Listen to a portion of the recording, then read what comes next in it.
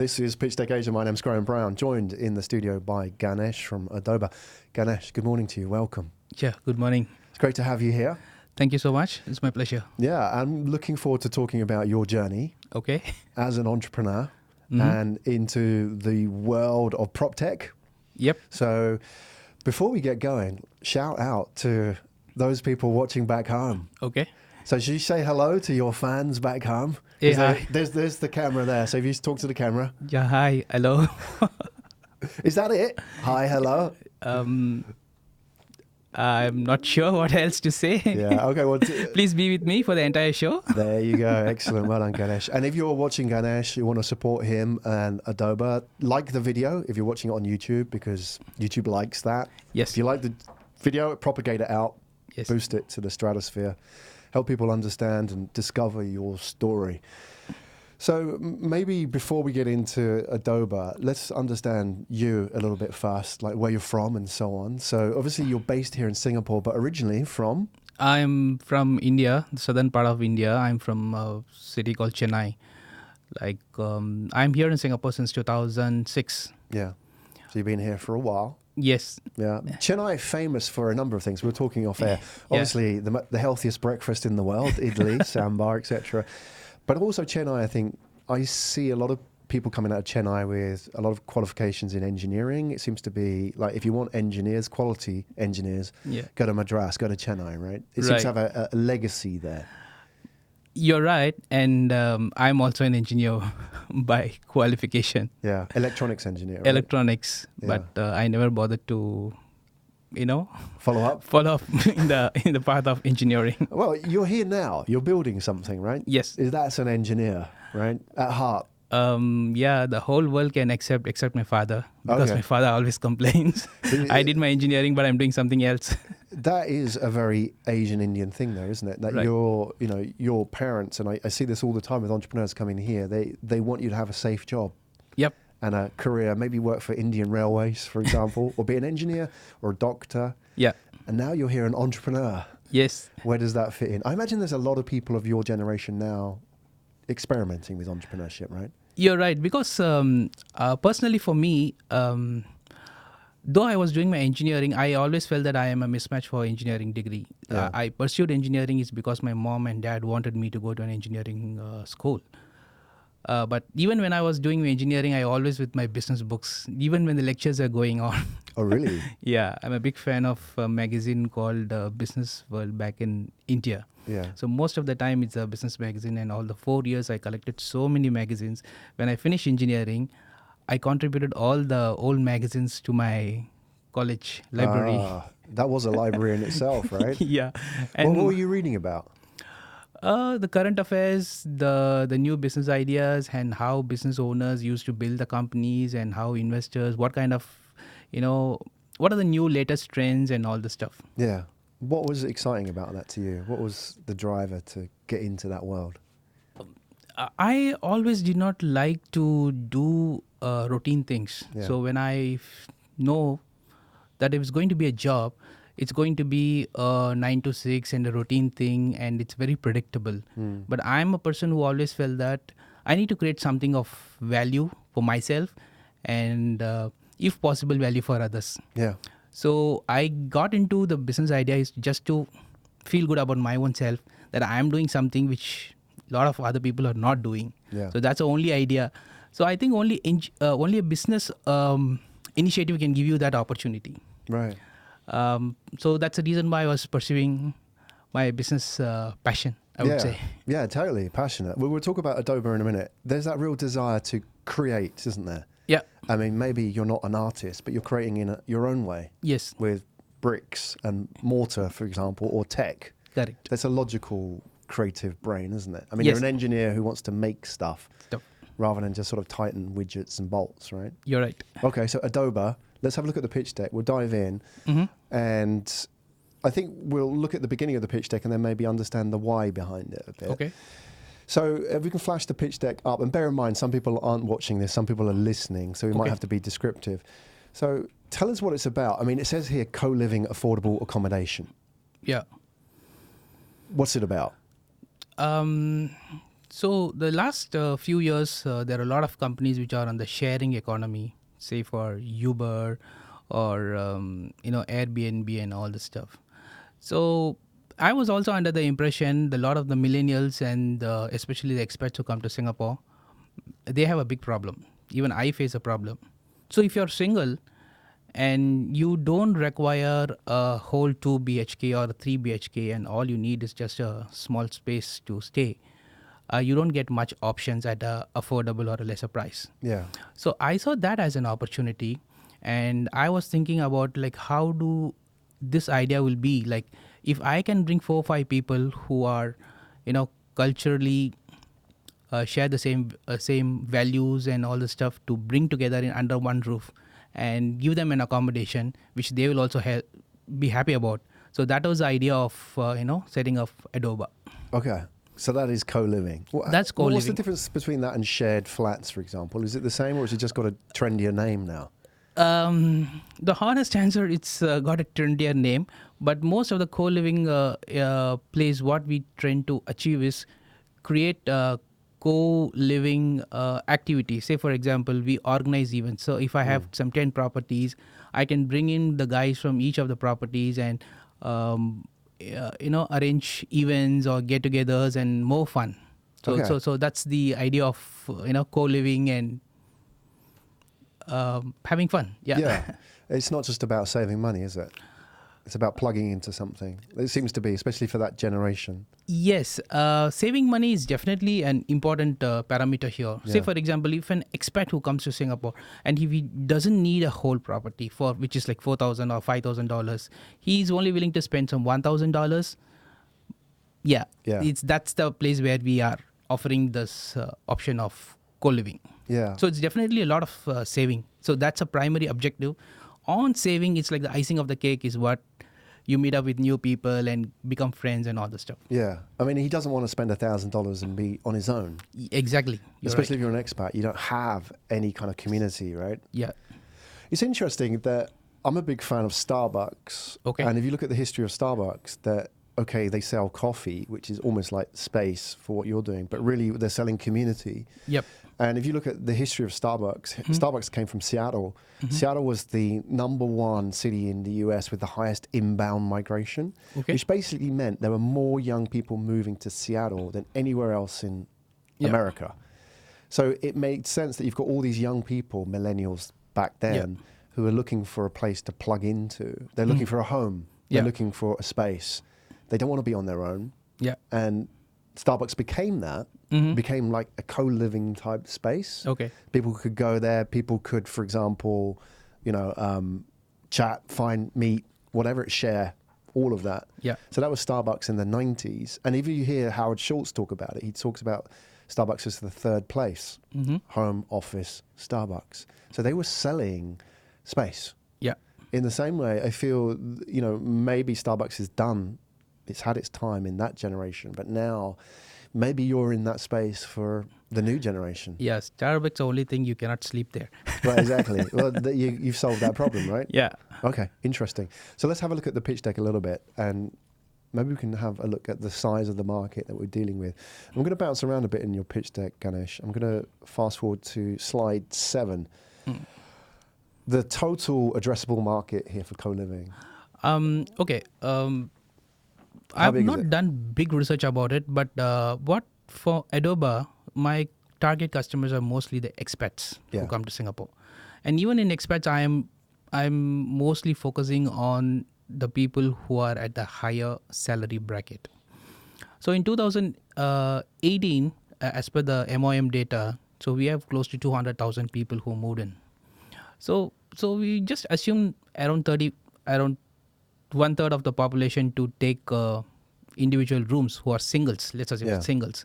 So that's a rationale we got the market size. So we are looking at if they at least spend $1,000 a month. So for an annum, we are looking at like 1 billion plus only from the expats.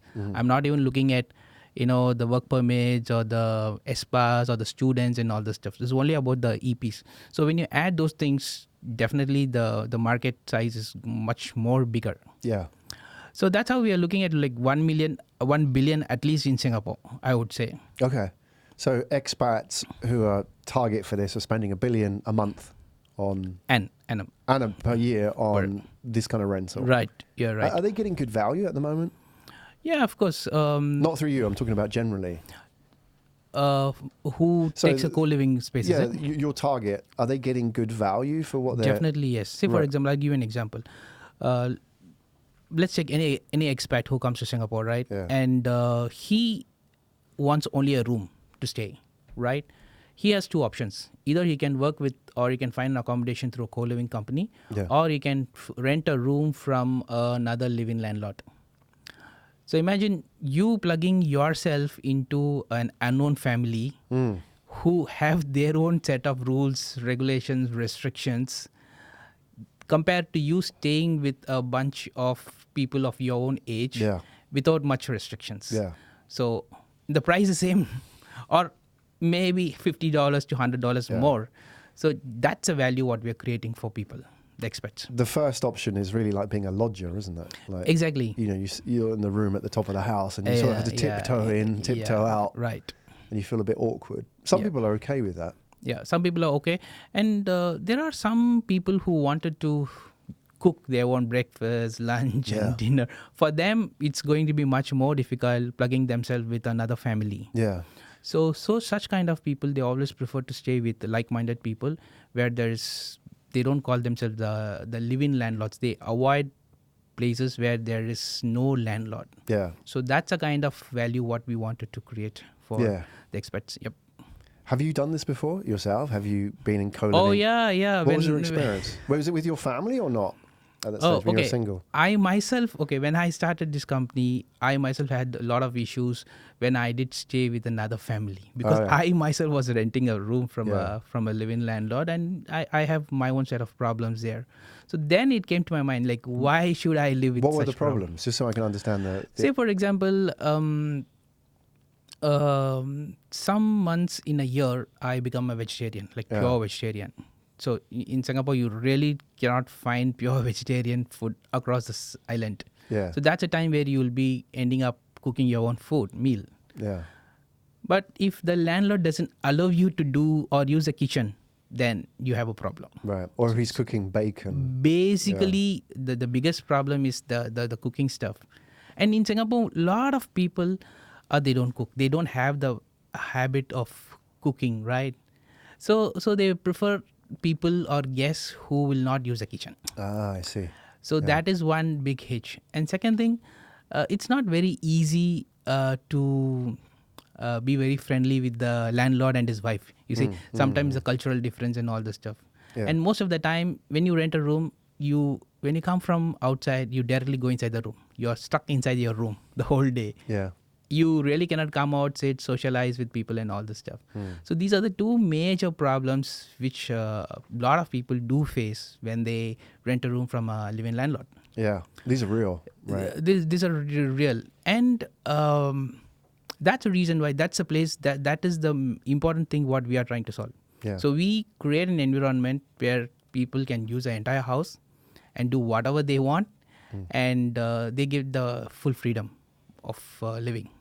So on your platform, can I search and look for the apartment or the flat by the sort of the values of the people? So for example, you're like looking for somebody or a group of people who might be, I guess, the Hindu, and they maybe... No, is this quite specific now? No. How does it work? No. Basically, we are nationality agnostic and religion agnostic. But there are few people who have restrictions. They want to stay with certain kind of people. So, some guys from India would say, do you have any house where there are only vegetarians? Right, exactly. Mostly the answer is no. I don't have that very specific things. But we try to match in people who are all vegetarians to give them an accommodation so that there is no much cultural friction. And I also have a lot of guests from Philippines. Most of the because pork is an important part of their diet. So they themselves ask like, I have no problem with staying with other religion, but do you have people who are Muslims who would who are not comfortable with this. So such kind of cultural gaps we do handle and solve, so that only mostly culturally same people live together, and so that they stay with us for a longer time, and they are also happy, we are also happy. So how does the matching actually work? Because I think that's key here, isn't it? Are you manually doing that, or are the renters, like people like you and me, looking for accommodation? Are we putting in our profile, our request, and then you're sort of matching that with another group of people, or are you matching that with a house? As of now, we have been doing it manually. Say, for example, if you come to us and hey, Ganesh, I saw this property on your site, and I am interested in this. May I know who else lives in the house? So that's a time when we give, okay, in room 1, so-and-so stays, he's a banker, and room 2, the IT guy stays, and he's from this national. And then people get a hang of, oh, okay, this is the kind of crowd I'm going to, connect myself. And sometimes we also do the viewing on Saturdays and Sundays wherein the other people are there.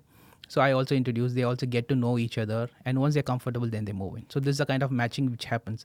As of now, the matching is, I would say 50% manual, 50% automated. Right. But we are trying to achieve 100% automation. Got it. It's like a concierge service at the moment. You're sort of learning, it's an MVP in that sense, right? Exactly. You're right. Yeah. Okay. Could I, for example, go to your service in the future and say, I only want to hang out with sporty people, for example, because that will motivate me to work out a bit more. I don't want to hang out with drinkers or, late night party people. Yeah. Because I'll sink into bad habits. Is that possible? It's possible, definitely. What is possible is, like, people can say, I don't want I want a non-smoking environment. That's possible. Yeah. If somebody is going to come and say on my site, I want to hang out only with Indians, then I have a problem, because technically it is not right. Right. Not legal. It's not legal.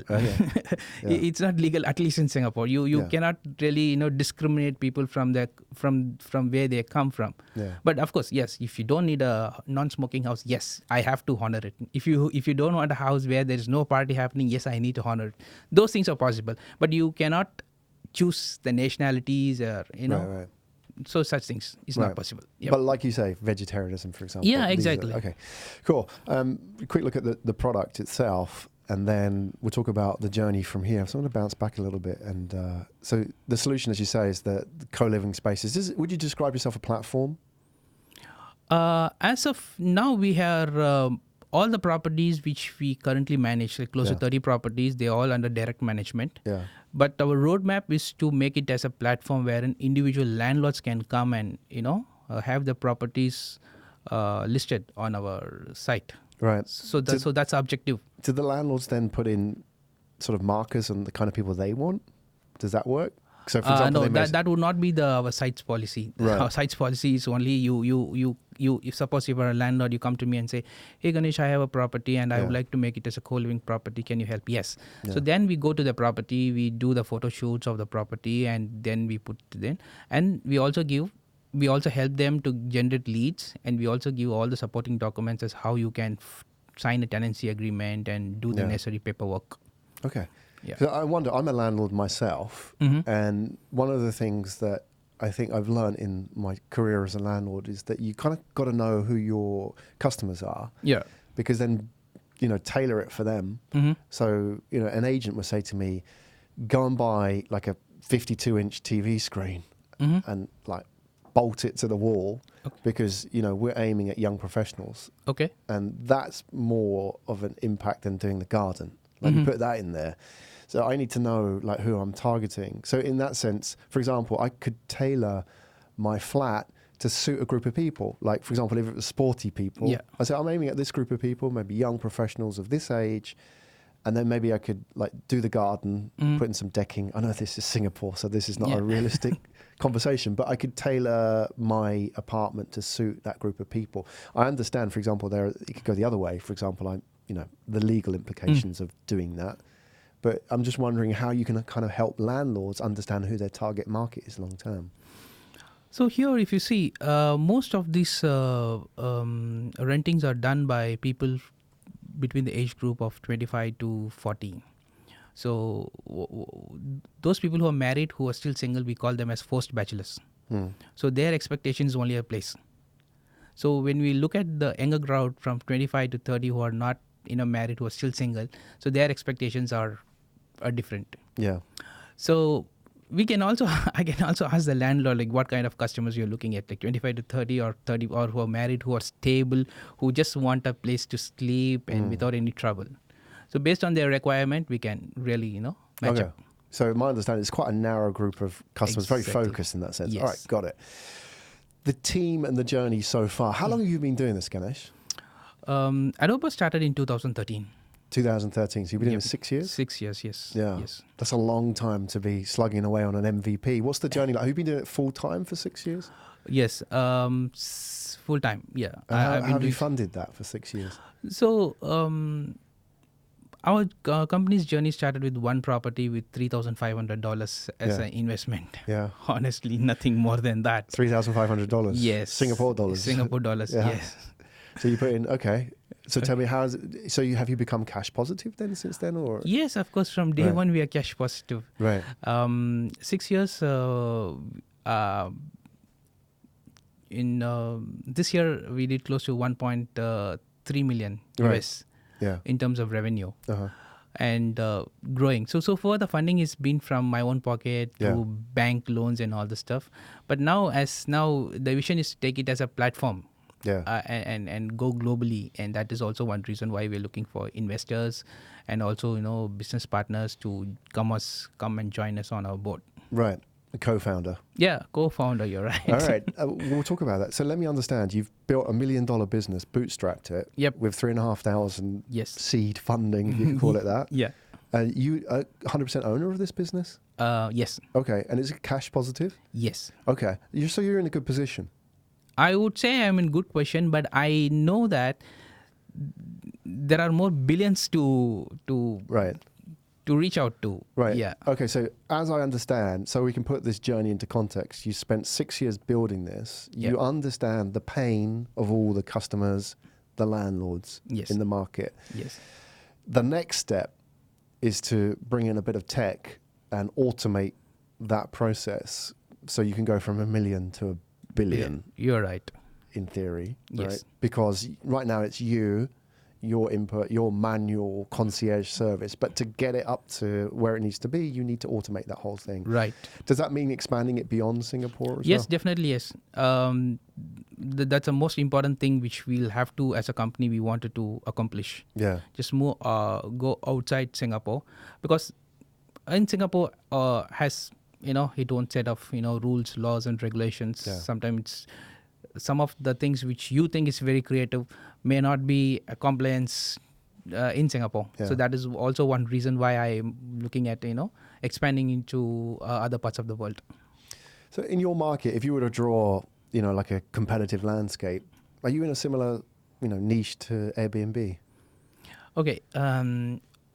To a lot of people do compare us with Airbnb. Okay, but for them, I always say only one thing: Airbnb, they are looking at vacation rentals. Yeah. People who come for a short trip and then they get a room for a few days and go. But I am looking at people who are long terms, who are expats, who move to a particular country, who stay there for long term. So compared to compared to other portal, whichever you mentioned, what's good thing about us is we can predict and project our revenues for a longer period of time. Say, for example, we work with an expat and he's committing for 1 year. That's for sure, this for the next 1 year, you're going to get this kind of cash. But I think the vacation rentals, you cannot predict such kind of, revenues. Yeah. So the biggest difference between us and any vacation rentals is we are focusing only on the expat population and those who would stay with us for a longer duration. So this is something above a room offered by a live-in landlord, but below a service apartment or a vacation rental home, I would say. So that's a space where I'm currently operating, and Adobha is currently there, and that's a place where we wanted to be also. Who else is in that space? In 2003, when I started, I was the only person talking, even, use the word called co-living. But from 2016, there are a few other companies. I did mention a couple of names. One is a company called HMLet, and they very recently they got a funding, and they have their own building, 10 or 12 story building they have wherein operated the co-living thing. And there's another company called Life, which has a building near Funan Mall. But compared to them, I would still say that we have a better competitive advantage is because we're spread across Singapore. Say, for example, you as an individual who are working in the CBD area, you might prefer a place from Life. But what if you are a person who are working in Changi Airport? You might want something near Changi Airport. So that is the kind of problem we are solving. Yeah. So we are spread across everywhere. We are more closer towards the expats' work location. So that's how we are still in the market. I also think as well there's a real benefit in having spent a number of years in the market learning the problem.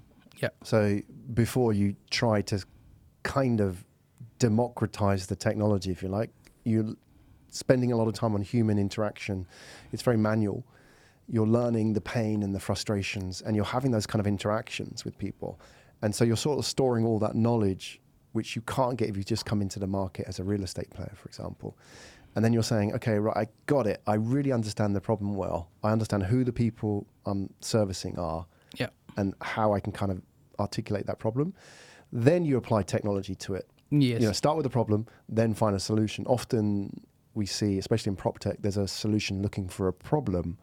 You've done your time, like researching. Those sort of 6 years. An investor will look at that. That's 6 years of market research. Understanding what's broken, and the fact that you have monetized it means that you've managed to validate it, right? Correct. Now it's okay. Let's automate this process to 1 billion, right? Yeah. Okay. Talking about what you need next, you've mentioned a few things that we'll dive into, the team and the fundraising. Where do you want to start? What's the top of your list? Who is it? The who or the money at this stage? The first is who. Yeah. Is because of the fact I did meet few investors. They say, okay, Ganesh, your idea is great. You have done so well. Show me the team. Yeah. So the objective is first getting a couple of people on board as my team. So once I have the team, then I don't think I have a problem in attracting funding, I would say. Yeah. And who are you looking for particularly? A co-founder, right? I am not sure whether I will get a co-founder because the company is founded 6 years ago. Yeah. Probably I'm looking at somebody who is more interested in building the company with me. Yeah. And maybe a guy from the technology background and somebody from the real estate background. Maybe these two guys from the sales background, I would say. So these two people would be the best thing that can happen to our company, Adobha, at this point of time. In that sort of classic partnership, the two people that grow the business, which one are you and which one are they? Are you the one that makes the widget or sells the widget? I am the person who gives ideas what to be built. Right. So the technology guy would really put his heads into the system and get the system out. So he makes the widget. He makes it. Oh, so he's the builder. You're Yes. the one who has to go out and communicate that to Right. everybody, right? So Yep. you're the sales guy in that. Yes. I mean, you're right. it's boiling it right down to a very binary sort of role, but that's what it is, right? So somebody can understand. You need somebody who's technological, who likes building, who may be the engineer, Yeah. right? But you can speak the language of engineering, right? So Yes. it's not like there's a miscommunication there. Typically, from a prop tech background or property background, Mhm. would they have to have a lot of experience in there, or would you be considering people who don't come from property? No, property knowledge or the domain knowledge I have. So I'm not definitely looking at somebody who has the property domain knowledge. Now the most important requirement is the technology, background. How can we create systems which are stable, which are scalable, and which is really good to reach out to a lot of people. So from the technology marketing is what I am mostly looking into. Yeah. And what would it be like to work for you? Because you've grown a successful business so far, right? 6 years. This is your baby in a sense. Yeah. Like you've grown this. Somebody coming in, they may feel that it may be harder for them to make a mark because if they come and joined day one, very different, right? Mm-hmm. They would have learned with you. Yeah. Now it's a bit of a different dynamic. So let's sort of understand that a bit better. What would it be like on a day-to-day basis working with you? You know, do you have like an office? Do you have like a hierarchy there? Do you have a team of people there? Let's start with that. Is it just you at the moment, or do you have a group? You know, what's your team size? Most of the things I manage myself. I do have a couple of people who help me from the paperwork. I have somebody who's a remote virtual assistant who's assisting me from Philippines full time, and I also have a couple of people on the ground who moves and takes care of the property. So in terms of my team, what I'm looking at is I'm not looking at any hierarchy at this point of time.